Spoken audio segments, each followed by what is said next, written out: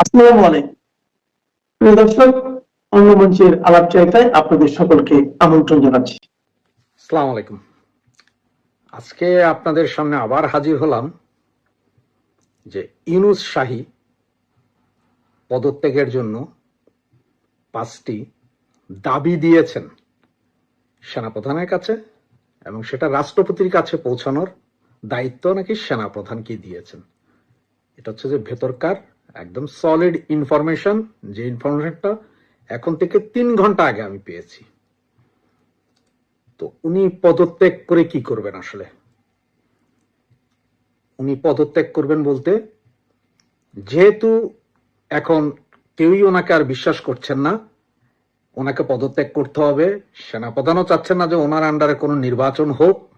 একটা তত্ত্বাবধায়ক সরকার এনে সেই সরকারের অধীনে একটা নির্বাচন করবেন, তার আগে উনি পদত্যাগ করে সেই সরকারের কাছে ক্ষমতা হস্তান্তর করে চলে যাবেন। আর এই বিষয়ে আসলে সেনাপ্রধান বা রাষ্ট্রপতি চুপ্পুর চাইতে আমেরিকা এবং ইউরোপীয় ইউনিয়নের চাপ সর্বোচ্চ বেশি। এই সব ঘটনাগুলো মিলিয়ে আপনার অবস্থা এমন পর্যায়ে পড়ছে যে ইউনূস প্রশাসনের উপর একটা চাপ পড়েছে। সেই চাপে এখন ইউনূস সাহেব 5টা দাবি জানিয়েছেন যে উনি পদত্যাগ করে তত্ত্বাবধায়ক সরকারের হাতে ক্ষমতা হস্তান্তর করে উনি চলে যাবেন। তবে তার 5টা শর্ত। শর্ত নাম্বার 1, ওনার বিরুদ্ধে কোনো মামলা করা যাবে না। শর্ত 2, অতীতের ওনার যত মামলা ছিল যেগুলো এখন খালাস দিয়েছে বিভিন্ন কোর্ট থেকে, সেগুলো পুনরুজ্জীবিত করা যাবে না। নাম্বার 3, ওনার যত প্রতিষ্ঠান আছে, এই যে গ্রামীণ ব্যাংক, গ্রামীণ টেলিকম, গ্রামীণ হাসপাতাল, গ্রামীণ ইউনিভার্সিটি এবং উনি যেই এখন ওই মানব পাচারের যে লাইসেন্সটা নিয়েছেন এবং বাকি ব্যবসা, কোনো কিছুর কোনো ক্ষতি সাধন করা যাবে না। এগুলো সব যেটা যেভাবে আছে ওভাবেই থাকবে। এইটার ব্যাপারে কেউ কোনো নাক গলাতে পারবেন না, মানে ব্যবসা বাণিজ্য ওনার চলতে হবে।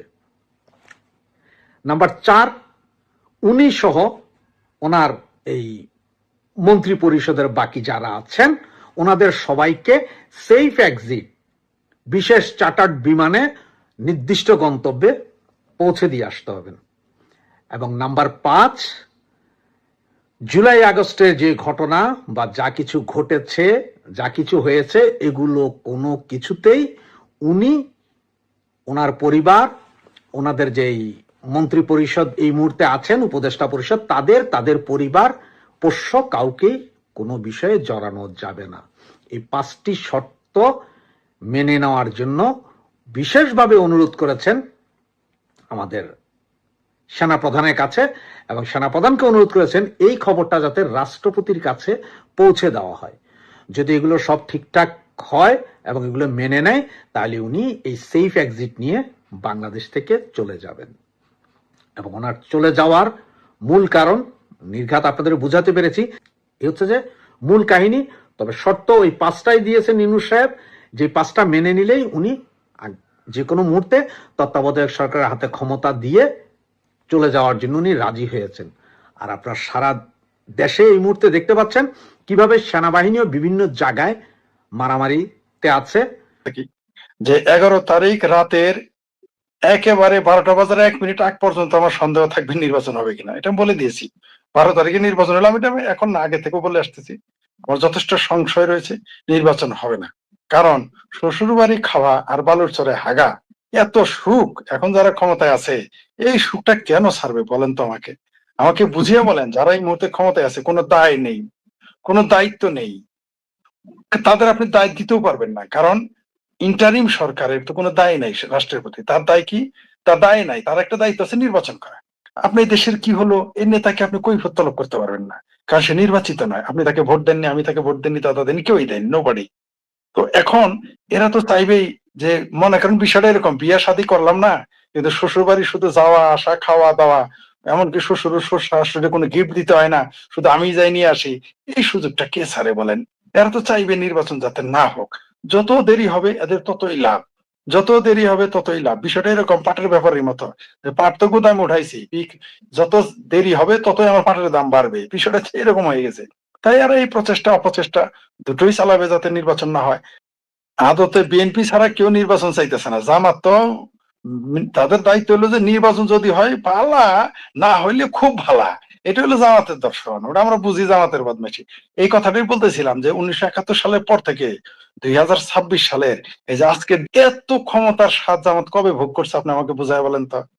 যে ঢাকা বিশ্ববিদ্যালয় তাদের দখলে, ছাত্র সংসদ তাদের দখলে, জাহাঙ্গীরনগর বিশ্ববিদ্যালয় তাদের দখলে, এসপি অফিস তাদের দখলে, ডিসি অফিস তাদের দখলে, মোটামুটি মসজিদ গুলো তো আগেই দখল করে নিছে। এই সুযোগ তারা আর কোনোদিন পেয়েছিল কি?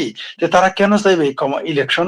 ইলেকশন চাইলেই তো বরং তাদের লস, কারণ ইলেকশন হয়ে গেলে একটা সরকার আসবে, আর নিশ্চয়ই সেই সরকারে জামাত এককভাবে কোনোদিনই সরকার গঠন করতে পারবে না, অন্য কোনো দল আসবে যদি ইলেকশন হয় আর কি। এমনকি সিলেকশনও যদি হয় তবুও জামাত ক্ষমতায় আসতে পারবে না, সেই সাংগঠনিক ক্ষমতা তাদের নাই।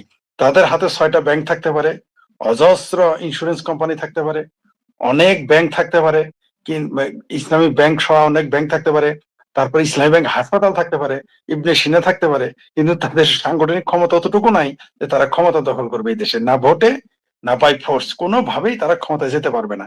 এই 17 মাস তারা সেই কেস স্টাডি করেছে, করে দেখেছে তারা যেতে পারবে না বলেই তো তারেক রহমানকে আসার অনুমতি দিয়েছে বলে প্রতীয়মান হয়, কেউ কেউ মনে করেন। আর দাদা একটা কথা বলেছে চমৎকার, যে কেন নির্বাচন হবে না তার একটা কারণ দাদা বলে গিয়েছেন, সেটা হলো যে রিপিট হচ্ছে, কিন্তু এটাই সত্য, কিছু কিছু রিপিট মাঝে মাঝে করতে হয়। সেটা হচ্ছে যে কোনো আমেজ নাই, মানে মানে যার বাড়িতে বিয়া তারই খবর নাই, পড়শিদের খবর কেমনে থাকবে? বিয়ে শাদী হইলে যেমন পড়শিরা খুশি, যার বিয়ে হবে তারা খুশি, আত্মীয় স্বজন খুশি, গ্রামের লোক খুশি, নির্বাচনে তো 14 গোষ্ঠী খুশি থাকে, আরো বেশি খুশি হয়। কিন্তু আপনি দেখেন রাত 8টার পরে মানুষজন বাইরে থাকে না, ভয়ে। নির্বাচন কোনোদিন ভয়ের মধ্যে হয়? হয় না। ওই যে দাদা বললো ঢাকাতে 13 নম্বর আসনে কেউ পায় না, হ্যাঁ কেউ যায় না। আরে ভাই ঢাকা তো দূরের কথা, সবচেয়ে নির্বাচনী আমেজ থাকে হলো গ্রামে। সেই গ্রামে আপনি 10টার পরে কোনো দোকানি খোলা পাবেন না, অথচ আগে আমরা নির্বাচনের সময় দেখেছি 10টার পরে লোকজন যায় খেতে, সারা রাত বসে আড্ডা মারে, চা খায়, তাস খেলে, গল্প করে, পোস্টারে আঠা লাগায়, দৌড়াদৌড়ি করে। নির্বাচনে পোস্টারই তো লাগায় রাতে, নির্বাচনে কাজই তো রাইতে, তাই না? কিন্তু আমরা তা দেখতেছি না এইবার। তো এই না দেখার কারণে জনগণ হতাশ। আর ওই যে বললেন যে ক্যান্ডিডেট নিজেই যায় না, শুনেন আমি 3টা জায়গায় মনোনয়ন পত্র তুলতে আমার লোক পাঠাইছিলাম। প্রথমত বলছে যে আমাকে তো মেরে ফেলবে বা আমার লোকদের মেরে ফেলবে। তারপরে তো আমি তো ঘাওড়া লোক, জামালপুর বাড়ি, ময়মনসিংহ অঞ্চলের লোক, আমরা একটু তেরা থাকে আমাদের রক, তো আমরা তো আবার পাঠাইছি। তখন ডিসি সাহেব বলছে, ভাই আপনি কেন এগুলো করতেছেন? এগুলো পাঠানোর কারণটা কি? নির্বাচন তো হবে না। কোথায় কোথায় বলছে শুনবেন? 16তেও এই কথা বলা হয়েছে, ঢাকার 16 নম্বরে, মধুপুর টাঙ্গাইলিয়াকে বলা হয়েছে, জামালপুর একে এই কথাই বলছে আমাকে। এটা আজকে কেন বললাম, যেহেতু আপনারা কথাটা তুলছেন। তারা বলছে নির্বাচন হবে না, এগুলো আপনি কেন জমা দিতেছেন? কি দরকার আপনার ঝামেলায় পড়া? যদি নির্বাচন হইতো আপনি নির্বাচন করতেন, অন্য কথা ছিল। আমি বলছি আমি তো এমপি প্রার্থী হবো, আমার তো আপনারা সিকিউরিটি দিবেন। বলছে যে ভাই নির্বাচনই তো হবে না, আমরা সিকিউরিটি কে দিবে? ঠিক আছে, এই হচ্ছে একজন ডিসিদের কথা। এটা ঢাকার ডিসির কথা বললাম, টাঙ্গাইলের ডিসির কথা বললাম, জামালপুরের ডিসির কথা বললাম। এখন বলবেন যে যে আপনি কি ডিসির সাথে কথা বলছেন? না, আমার সাথে কে কথা, আমার নাম শুনলেই কেউ ফোন রিসিভ করে না। সুতরাং তারা তাদের প্রতিনিধির মাধ্যমে অন্যভাবে তাদের সাথে কথা, তাদের সাথে কোনো না কোনো ভাবে বলা হয়েছে, যাই হোক সেটা অন্য বিষয়। তো এই হলো, তারাই যদি এই কথা বলে, আর জনগণের কথা শুনবেন। যখন আমি জিজ্ঞেস করছি কি চাচা নির্বাচনের খবর কি, বলে ভাই কি নির্বাচন আর করবো, আগে বিড়ি নিয়ে সারতে পারতাম না, সিগারেট নিয়ে সারতে পারতাম না, চা খায় সারতে পারতাম না, এখন দেখি কি আম করে চা খাওয়ান লাগে। দাদা যেটা বললো ক্যান্ডিডেট খুঁজে হয় না। আগে ক্যান্ডিডেট তো দূরের কথা, ক্যান্ডিডেটের সামসার চোটে সামসায় মারামারি হইতো ক্যান্ডিডেটের, মানে এত ক্যান্ডিডেট থাকতো, এত সামসা থাকতো। এখন ক্যান্ডিডেট খুঁজে পাওয়া যায় না, সামসা কোথায় পাবেন? এই অবস্থায় তো আপনি নির্বাচন কেন আপনি আশা করেন না? দ্বিতীয় যে প্রশ্ন করছেন, নির্বাচন হলে কি হবে? এই দেশে যদি নির্বাচন না হলে কি হবে? নির্বাচন হলেও বলে দেই আমি, বাংলাদেশ খাদের কিনারায় গিয়ে পড়বে। আর যদি নির্বাচন নাও হয় তাহলে জাহান্নামের চৌরাস্তায় পড়বে। ফলাফল একটাই নির্বাচন সম্পর্কে, যদি নির্বাচন হয় তাহলে তরমুজ পড়বে চাকুর উপরে, আর নির্বাচন যদি না হয় তাহলে তরমুজ পড়বে চাকুর উপরে, মানে ফলাফল কিন্তু একই, অর্থাৎ তরমুজ কাটা যাবে। বিষয়টা এরকম, বাংলাদেশটা এখন তরমুজে পরিণত হয়েছে। বাংলাদেশ এখন গনিমতের মাল, যার যেভাবে ইচ্ছা যা ইচ্ছা তাই করতেছে। আমার ভাষা একটু বলি, দাদা তো বলবে একাডেমিক, আমি একটু নন একাডেমিক বলি। ঘটনা হইলো যে মানে মানে এইরকমই দাওয়াতি, এইরকমই নিমন্ত্রণকারী, যে মনে করেন যে আপনি আমাকে আর শঙ্কর দাকে দাওয়াত দিলেন এবং সাথে বললেন কোনো কিছু আনতে হবে না গিফট, মাশাআল্লাহ ভালো কথা। আবার এও বললেন যে আপনাদের গাড়ি ভাড়াটাও আমি পাঠিয়ে দেবো, আপনি ঢাকা থেকে আসবেন, আপনি বরিশাল থেকে আসবেন, আমি টিকিট বাসের একেবারে ক্লাস 1 বিজনেস ক্লাসের বাসের টিকিট পাঠাই দিতেছি, তো প্রাইভেট কার পাঠাই দিতেছি। তারপরে আমরা দুইজন না করলাম যে আপনি দাওয়াত খাবো না। তাহলে বুঝেন যে কিরকম দাওয়াত খানে না হলে আপনি, কিরকম আপনার অবস্থা, কিরকম আপনার আয়োজন, যে গাড়ি ভাড়া দিয়েও আপনি দাওয়াত খাওয়ার লোক খুঁজে পাইতেছেন না, নিমন্ত্রণ খাওয়ার লোক খুঁজে পান না। এটা একটা হাস্যকর। পৃথিবীর ইতিহাসে বোধহয় এরকম কোনো ঘটনা ঘটে নাই যে যেই দেশে নির্বাচন হবে, নির্বাচন কমিশনার বলবে বা যারা ক্ষমতায় তারা বলবে আপনারা আসেন, প্রতিনিধিত্ব করতে খরচপাতি আমরা দেবো। এই জীবনে প্রথম শুনলাম। এটা একটা হাস্যকর ব্যাপার। মানে আপনি বিশ্বাস করেন, আমার এটা শোনার পরেই আমি প্রথমে বিশ্বাস করি না। আমি খবরটা মাত্র 1 ঘন্টা আগে জানছি। এত হাসির বিষয় এটা যে আজ পর্যন্ত প্রতিনিধিরা সবসময় আসতে চায়, বরং আমরা দেখেছি সরকার না করে, আসতে দিব না, আসতে দিব না, কারণ দুর্নীতি করবে। আর এরা ডাকে তাও আসে না। ডালমে কুস্ত কাল্লা হায়, কারণ তারা বুঝে ফেলেছে যে এই নির্বাচন হবে বাংলাদেশের ইতিহাসে সবচেয়ে বিতর্কিত এবং নিকৃষ্ট নির্বাচন। তো এই কালা দাগ ইউনূসের গায়েই থাকুক, আসিফ সারের গায়েই থাকুক, ওয়াকার সাহেবের গায়েই থাকুক, নির্বাচন কমিশনারের গায়েই থাকুক, জাতিসংঘের পর্যবেক্ষক দল কোন দুঃখে দাগ নিতে যাবে, সেই জন্য তারা আসবে না। তবে এরা না আসার মধ্যে প্রমাণ হয়ে গেছে যে বাংলাদেশের নির্বাচন এটা হচ্ছে না, অথবা নির্বাচন ভালো হবে না, হওয়ার প্রশ্নই আসে না। এরা তো টিকে আছে মব কালচারের উপরে, এই মব সন্ত্রাসের ঘাড়ে চড়েই তো তারা টিকে আছে। তো এরা তো চলতে দিতেই পারে। আর আপনি দেখেন, আপনি তো বললেন যে সকালে ধরলো, বিকেলে রিমান্ড দিল, সন্ধ্যায় ছেড়ে দিল। অথচ আমরা বীর মুক্তিযোদ্ধা যাদের বয়স 80-র উপরে, 82-83, তাদের মাসের পর মাস জেলে থাকতে দেখেছি। এমনকি এই দেশের একজন প্রখ্যাত শিক্ষাবিদ কলিমুল্লাহ স্যারকে বিনা কারণে তাকে জেলে পাঠানো হয়েছে। আমরা তাকে দেখতে পেলাম, তারা জেলে আছে, জামিন দেওয়া তো দূরের কথা। আরেকজন আছে সবচেয়ে নিরীহ প্রাণী, যেটা আমি বাংলাদেশের হিন্দুদের নিরীহ প্রাণী মনে করি, I am sorry to say. তো নিরীহ প্রাণীদের একাংশের একটা নেতা, এই কি যেন নাম তার, চিন্ময় কৃষ্ণ দাস। চিন্ময় কৃষ্ণ দাসকে বছর হয়ে গেল তাকে জেলে রাখা হয়েছে। শুধু জেলে রাখা হয় নাই, তার উকিলও নিয়োগ দেওয়া যাবে না, সেই ভয়ে রবীন্দ্র ঘোষ তো ভারতেই চলে গেছে ভয়ে। তো এই যে এমনকি বলা হয়েছে তিনি ফিরে আসলে তাকে গ্রেপ্তার করবে, তার কোনো উকিল নিতে দিবে না। এটা প্রকাশ্য বলেছে, এমন না যে এটা গোপন। তাহলে সেইখানে আবার তার নামে মামলা দিতেছে যে তিনি নাকি বাংলাদেশের বাংলাদেশের পতাকার উপরে তাদের ইসকনের বা ভারতীয় কোন রঙের বা পতাকা বা সনাতনী ধর্মের কোন পতাকা বা নিশান সেখানে নাকি দিয়েছিলেন, যদি এটা সর্বৈব মিথ্যা। কিন্তু আমরা দেখলাম যে বাংলাদেশের পতাকার উপরে আইএসআই এর পতাকা নিয়ে দেলোয়ার হোসেন সাইদির ছেলেও ঘুরলো। তারপরে আরো অন্যান্য ছেলেদের মেয়েদের আমরা দেখলাম আইএসআই এর পতাকা বাংলাদেশের পতাকার উপরে পথ করে চালাইলো, এবং তারা সেটা ব্রেভলি সেটা ভিডিও করে নিজেরাই চালো। তাদের গ্রেপ্তার তো দূরের কথা, তাদের মামলা তো দূরের কথা, তাদের সমালোচনা হয় নাই, একটা বাক্য ব্যয় করে নাই। কিন্তু চিন্ময় কৃষ্ণ দাসকে বছরের পর বছর ধরে জেল খাটতেছে, এবং যতদিন এই ইউনূসের মব সন্ত্রাস এবং ইউনূস থাকবে, মাশাআল্লাহ কোনোদিনই তাকে মুক্তি দেওয়া হবে না, এতে কোনো সন্দেহ নাই। সেই জায়গায় আমরা কি দেখলাম, প্রকাশ্য আপনি যেটা বললেন যে হবিগঞ্জে প্রকাশ্য আত্মস্বীকৃত খুনিকে ভি সাইন দিয়ে দেখিয়ে তাকে হাসতে হাসতে আমরা বের হইতে দেখলাম আদালত থেকে। 50 কোটি টাকার চাঁদাবাজির মামলা যার বিরুদ্ধে, তাকে দেখলাম হাসতে হাসতে মোটামুটি নাচতে নাচতে বেরিয়ে আসলেন রিমান্ডে দেওয়ার পরেও। তার সাথে ভয়ঙ্কর ব্যাপার, বাংলাদেশের স্বরাষ্ট্র আপনার উপদেষ্টা বলেন, আমি দুঃখিত তাকে অপদেষ্টা না বলে আর পারতেছি না, কারণ তিনি বলেছেন যে তথাকথিত জুলাই যোদ্ধাদের গ্রেপ্তার করলে নাকি সরকারের অনুমতি লাগবে। আমরা জানি না বাংলাদেশের সংবিধানের উপরে কেবল 2 জন মানুষ, একটা হচ্ছেন বাংলাদেশের রাষ্ট্রপতি এবং সুপ্রিম কোর্টের যিনি বিচারপতি, প্রধান বিচারপতি। এই 2 জন মানুষের উপরে সংবিধান কাজ করবে না, এদের একটু ছাড় দেওয়া হয়েছে। এছাড়া স্বয়ং প্রধানমন্ত্রী আইন আদালতের সংবিধানের উপরে নাই। আর জুলাই যোদ্ধারা, তথাকথিত জুলাই যোদ্ধারা, তারা এত বড় হয়ে গেল যে তাদের গ্রেপ্তার করলে সরকারের অনুমতি নিতে হবে। কোন দেশে বাস করতেছি আমরা, আমি বুঝে উঠতে পারতেছি না। আর আপনি যেটা বললেন যে এদের পরিণতি কি, আপনি তাই বলছেন না? পূর্ণিয়াদা কি যেন প্রশ্ন, শেষ প্রশ্নটা ছিল আপনার?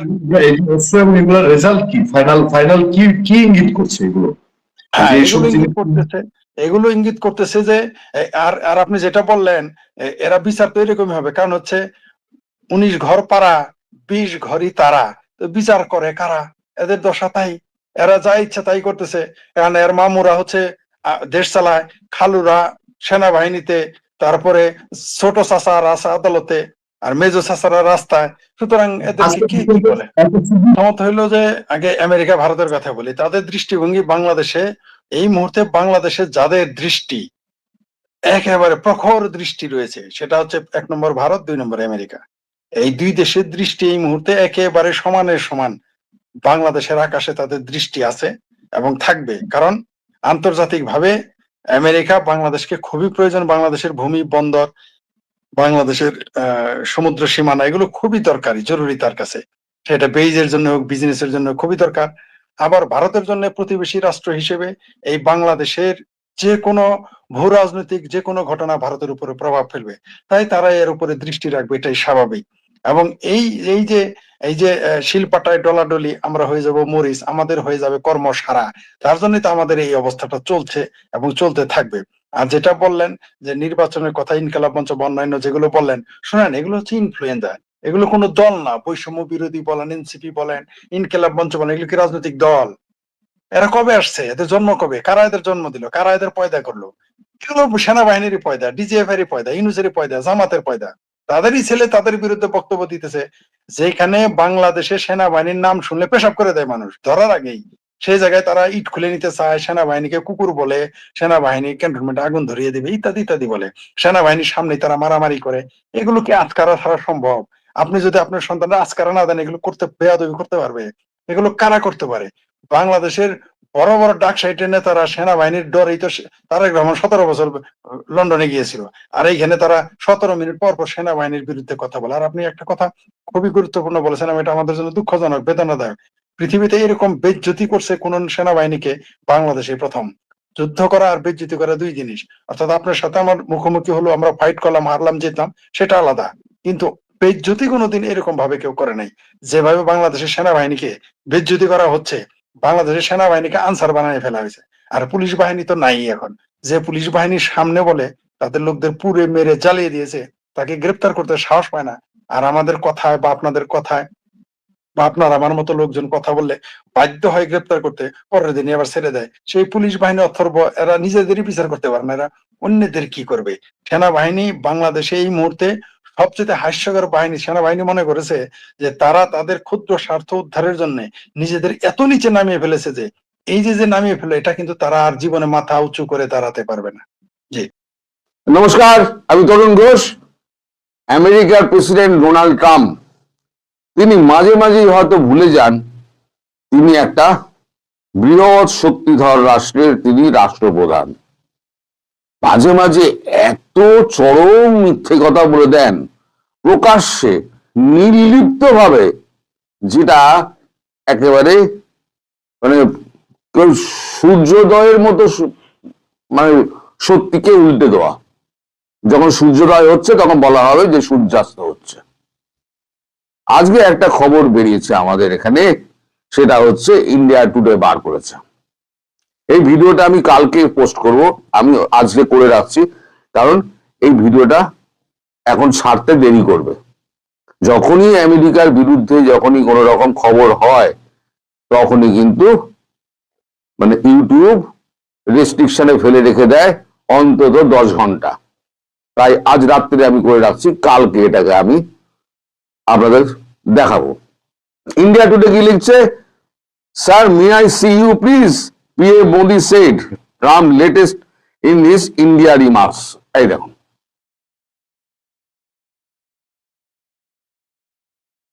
দেখতে পাচ্ছেন? এটা কবে বেরিয়েছে? এটা বেরিয়েছে 7 তারিখ।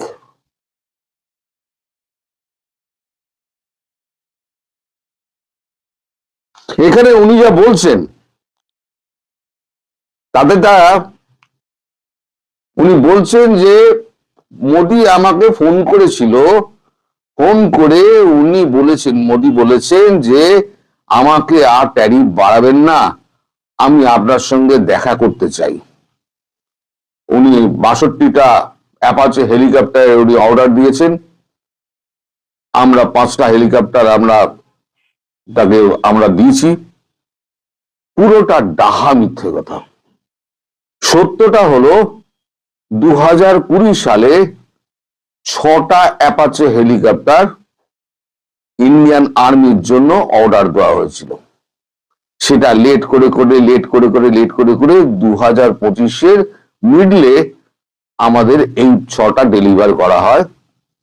আর 62টা আমাদের লাইট কমব্যাট যে হেলিকপ্টার, সেটা আমরা অর্ডার দিয়েছি আমাদের হিন্দুস্তান অ্যারোনটিক্যাল লিমিটেডকে, হ্যাল যেটা, তাদের অর্ডার দিয়েছি।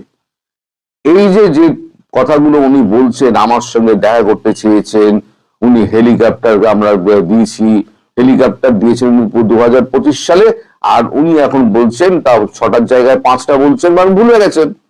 সত্যিটা মনে থাকে, মৃত্যু তো মনে থাকে না। ওনাকে যা ব্রিফ করা হয়েছিল উনি সেটা ভুলে গেছেন। উনি বলছেন 5টা হেলিকপ্টার আমাদের কিনবে বলেছে। আমাদের 6টা কেনা হয়ে গেছে, ডেলিভারি আমাদের পেয়ে গেছি, দেরি হলেও ডেলিভারি পেয়ে গেছি। এই যে উনি মিথ্যে কথাটা বললেন, মানে সূর্যাস্তকে সূর্যোদয় বা সূর্যোদয়কে সূর্যাস্ত উনি যে করে দিচ্ছেন, তিনি কি ভুলে যাচ্ছেন তিনি একটা বৃহৎ দেশের, সর্ববৃহৎ দেশের সব থেকে ক্ষমতাধর একজন রাষ্ট্রপতি? তার বিহেভিয়ার মাঝে মাঝে মনে করিয়ে দেয় যে ইনি কে, সত্যিকারের মুখোশ পরে আছেন, নাকি ইনি একেবারে মানে যা বলেন তার নিজে কানে শোনেন না, মুখ দিয়ে বলে দেন।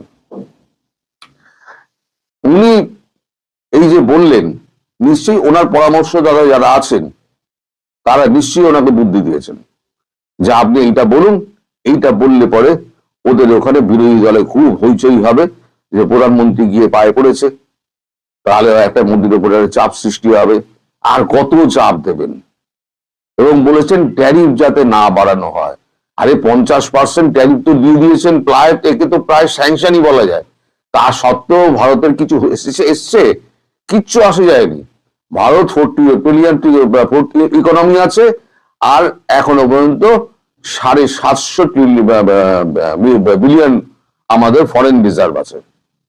আমাদের জিডিপি গ্রোথ 8.5%, যেটা আপনার প্রচন্ড ধাক্কা দিয়েছিল যে এত ট্যারিফ বসালাম, এত করলাম, তারপরেও গ্রোথ কি করে, জিডিপি কি করে 8.5% হয়ে গেল। ভারত তো এইটুকু দেশ নয়,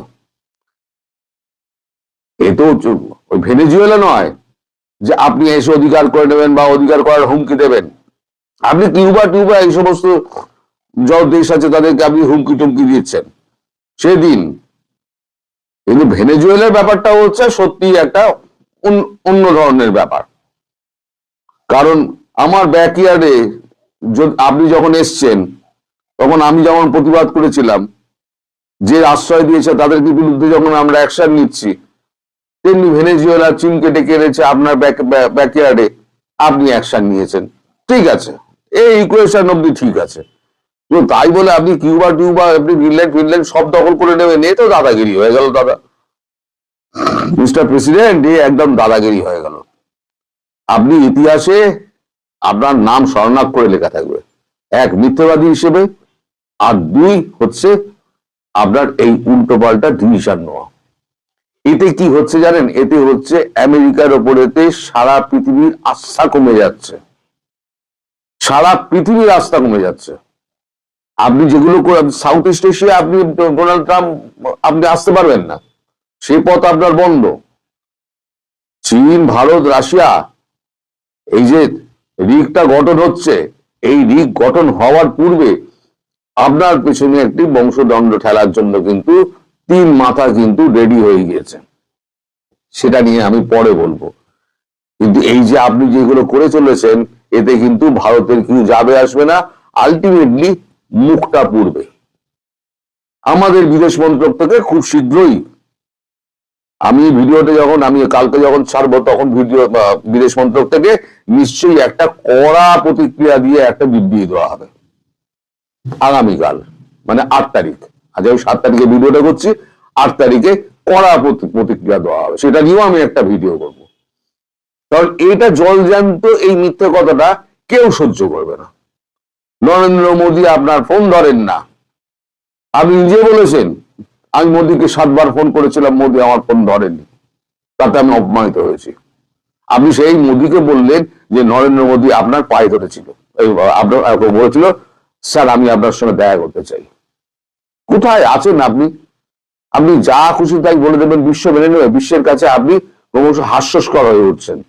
আপনি আমি কোনো ব্যাপারে আপনাকে সাপোর্ট করি, কিন্তু যখনই আপনি ভারতের বিরুদ্ধে এবং নরেন্দ্র মোদীর বিরুদ্ধে আপনি যখন মিথ্যে কথাগুলো বলবেন না, তখন ভারতবাসী কেউ মেনে নেবে না, কেউ আপনাকে মেনে নেবে না। দেখুন কালকে বিদেশ মন্ত্রক থেকে আপনার মুখে কেমন একটা ঝাঁটা মারে। আসসালামু আলাইকুম দর্শক, আপনাদের সাথে আমি আতিক রহমান পূর্ণিয়া, বাংলাদেশের নিরাপত্তা উপদেষ্টা ডক্টর খলিলুর রহমান বিদেশি নাগরিক এই বাংলাদেশের বাংলার জাতীয় নিরাপত্তার দায়িত্ব পালন করেন অন্য দেশের একজন।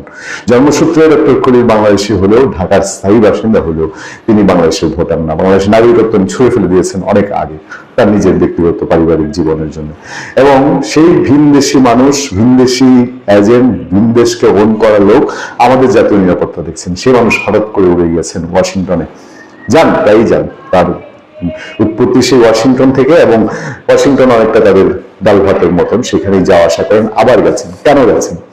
যখন বাংলাদেশের অভ্যন্তরীণ আইন শৃঙ্খলা পরিস্থিতি ভেঙে পড়েছে, যখন বাংলাদেশের অর্থনীতি ভঙ্গুর অবস্থায়, যখন এই দেশে নির্বাচনের নামে একটি তামসা আয়োজন হতে চলেছে, যখন এই দেশের মব কালচারে যে কোনো মানুষের জীবন ত্রাহি অবস্থা, সেই সময় ডক্টর ইউনূসের কোন মিশন নিয়ে ওয়াশিংটনে ছুটে গেছেন খলিলুর রহমান? নাকি খলিলুর রহমানকে ওয়াশিংটন ডেকে পাঠিয়েছে বিশেষ কোনো বার্তা দিতে? চলুন আমরা সেদিকে নজর দিব। আমাদের সামনে বেশ কিছু খবর আছে, সেই খবরগুলোর দিকে আপনাদের একটু নজর দেই। খলিলুর রহমানের এই সফর সংক্রান্ত, যেখানে বলা হচ্ছে বাংলাদেশের জাতীয় নিরাপত্তা উপদেষ্টা খলিলুর রহমান বুধবার কার্যত গোপনে ওয়াশিংটন উড়ে গিয়েছেন। বৃহস্পতিবার সন্ধ্যায় তার আমেরিকায় যাওয়ার বিষয়টি বাংলাদেশের মিডিয়ায় জানাজানি হয়েছে। বাংলাদেশের জাতীয় নিরাপত্তা উপদেষ্টা খলিলুর রহমান বুধবার কার্যত গোপনে গিয়েছেন, জানাজানি হয়েছে। বলা হয়েছে, একাধিক সূত্র থেকে জানা গেছে, আসন্ন জাতীয় সংসদ নির্বাচন এবং আঞ্চলিক নিরাপত্তা সংক্রান্ত কয়েকটি বিষয় আলোচনার জন্য খলিলুর রহমানকে তলব করেছে মার্কিন কর্তৃপক্ষ। নিজে থেকে যাননি, তাকে তলব করা হয়েছে। এবং ঢাকায় মার্কিন দূতাবাস সূত্রে জানা গেছে, বাংলাদেশের জাতীয় নিরাপত্তা উপদেষ্টা ওয়াশিংটনে আমেরিকার রাজনীতি বিষয়ক আন্ডার সেক্রেটারি এলিসন হুকারের সঙ্গে বৈঠক করবেন। ওই বৈঠকে দক্ষিণ ও মধ্য এশিয়া বিষয়ক সহকারী মার্কিন বিদেশ সচিব, ভারতীয় বংশোদ্ভূত পল কাপুর, বড় খেলোয়াড়, এবং দিল্লিতে মার্কিন রাষ্ট্রদূত তথা দক্ষিণ ও মধ্য এশিয়া বিষয়ক যুক্তরাষ্ট্রের বিশেষ দূত সার্জিও গোরো উপস্থিত থাকবেন। পাশাপাশি আমেরিকার সহকারী বাণিজ্য প্রতিনিধি ব্র্যান্ডন লিঞ্চের সঙ্গে জাতীয় নিরাপত্তা উপদেষ্টা খলিলুর রহমানের একটি বৈঠক হওয়ার কথা রয়েছে।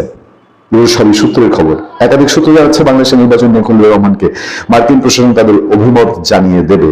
রাজনৈতিক ও কূটনৈতিক মহলের একাংশের মতে আওয়ামী লীগকে বাদ দিয়ে নির্বাচন করার বিষয়ে মার্কিন প্রশাসনের উপর নানা মহল থেকে চাপ তৈরি হয়েছে। মার্কিন প্রশাসন মনে করছে, আওয়ামী লীগ ছাড়া ভোট হলে নির্বাচনের পর দেশে বড় ধরনের অশান্তি তৈরি হতে পারে। এমন আশঙ্কার কথা শেখ হাসিনার পুত্র সজীব ওয়াজেদ জয় একাধিকবার বলেছেন। যদিও প্রার্থীদের মনোনয়নপত্র পেশের পর্ব শেষ হয়ে গিয়েছে, আনুষ্ঠানিক প্রচারও শুরু হবে কয়েকদিনের মধ্যে।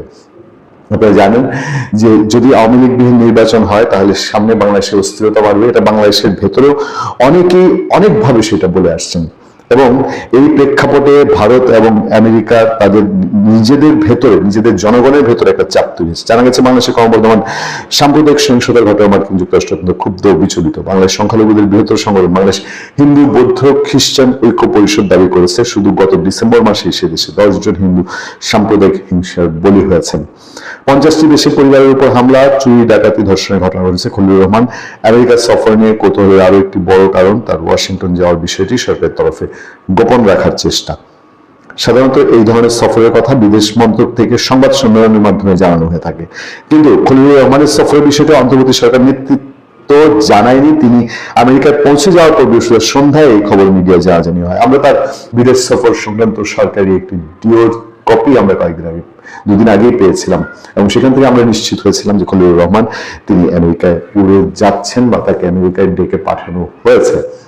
জানেন, পল কাপুর এবং নতুন মার্কিন অ্যাম্বাসেডর, তারা দুজনেই আগের যারা ছিলেন ডোনাল্ড লু এবং পিটার হাসের চেয়ে একটু ভিন্ন ধারার মানুষ এবং ভারতীয় বংশোদ্ভূত হওয়ার কারণে তাদের ভিন্ন রকম চিন্তা ভাবনা, ভিন্ন রকম বৈশিষ্ট্য রয়েছে।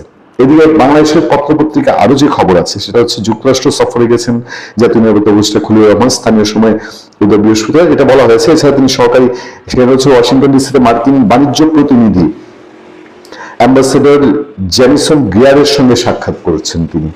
এছাড়া তিনি সহকারী ইউএসটিআর ব্র্যান্ডন লিঞ্চের সঙ্গেও পৃথক বৈঠক করবেন। ওয়াশিংটনে বাংলাদেশ দূতাবাসের প্রেস মিনিস্টার গোলাম মর্তুজা জানিয়েছেন, তিনি জানান, অ্যাম্বাসেডর গ্রিয়ারের সঙ্গে বৈঠককালে ডক্টর খলিলুর রহমান বাংলাদেশ ও যুক্তরাষ্ট্রের মধ্যে বাণিজ্য ব্যবধান কমানোর ক্ষেত্রে, আপনারা জানেন যে ইতিমধ্যে এই বাণিজ্য নিয়ে বাংলাদেশ আবার নতুন সিদ্ধান্ত নিয়েছে, যুক্তরাষ্ট্রের কাছে আবারও আবেদন করবে, সেগুলো নিয়ে চিত্র তুলে ধরে তিনি বলেন, পারস্পরিক বাণিজ্য চুক্তিটি আনুষ্ঠানিকভাবে কার্যকর হওয়ার আগে বাংলাদেশ যুক্তরাষ্ট্র থেকে আমদানি উল্লেখযোগ্য বৃদ্ধি করার মাধ্যমে বাণিজ্য ঘাটতি কমানোর ক্ষেত্রে বড় ধরনের সাফল্য অর্জন করছে এবং চুক্তির কিছু গুরুত্বপূর্ণ দিক ইতিমধ্যে বাস্তবায়ন করেছে। এই পরিপ্রেক্ষিতে ডক্টর খলিলুর রহমান বর্তমান 20% পারস্পরিক শুল্ক কমানোর জন্য ইউএসটিআর এর কাছে প্রস্তাব দেন। অ্যাম্বাসেডর গিয়ার এই প্রস্তাবটি ইতিবাচকভাবে বিবেচনার আশ্বাস দেন। আমেরিকা থেকে এটা বিবেচনার আশ্বাস দেওয়া হয়েছে, অর্থাৎ উভয় পক্ষ পারস্পরিক শুল্ক চুক্তিটি দ্রুত চূড়ান্ত কার্যকর করার লক্ষ্যে অমীমাংসিত বিষয়গুলো দ্রুত সমাধানের বিষয়ে একমত পোষণ করেন। খলিলুর রহমান উল্লেখ করেন, দুই দেশের মধ্যে বাণিজ্য বৃদ্ধির ফলে আগামী দিনগুলোতে বাংলাদেশ ও যুক্তরাষ্ট্র ব্যবসায়ীদের মধ্যে যোগাযোগ বৃদ্ধি পাবে এবং এইসব ক্ষেত্রে বাংলাদেশের পত্রপত্রিকায় নির্বাচন বা আওয়ামী লীগ এই ইস্যুটিকে এড়িয়ে যাওয়া হয়েছে। তবে খলিলুর রহমান এই সফর নির্বাচন সামনে রেখে দেখেন, আর 2 মাস পরে এই সরকারের মেয়াদ শেষ হয়ে যাওয়ার কথা এবং এটি কোনো ধারাবাহিক সরকার নয়, এটি কোনো নির্বাচিত সরকার নয়। ফলে এই সময় বাণিজ্য চুক্তি, বাণিজ্য ডিলটা জরুরি নাকি অন্য কোনো কিছুর জন্য খলিলুর রহমানের মার্কিন যুক্তরাষ্ট্র সফর জরুরি? ভালো থাকবেন।